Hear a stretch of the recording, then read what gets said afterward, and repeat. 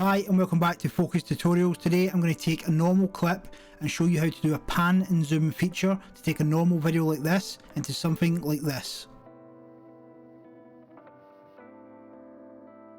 Now, to perform the pan and zoom, you will have to take your sample piece of video or the video in your timeline which has been cut either side to get the pan and zoom. As you can see, normally now it's just doing as the media was doing before.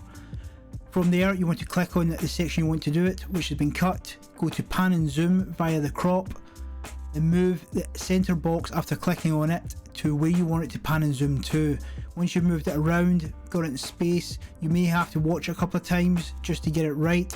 Click OK and then play it back. This will show you exactly how the window is going to drop into the space that you wanted it to perform the pan and zoom. As you can see, mine's a little low, so I'm going to go back into the pan and zoom now.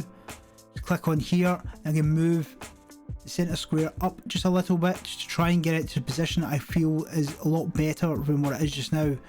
As you can see now, it is not going as low as it was before, and you can see the pan and zoom stops exactly where I want it to stop.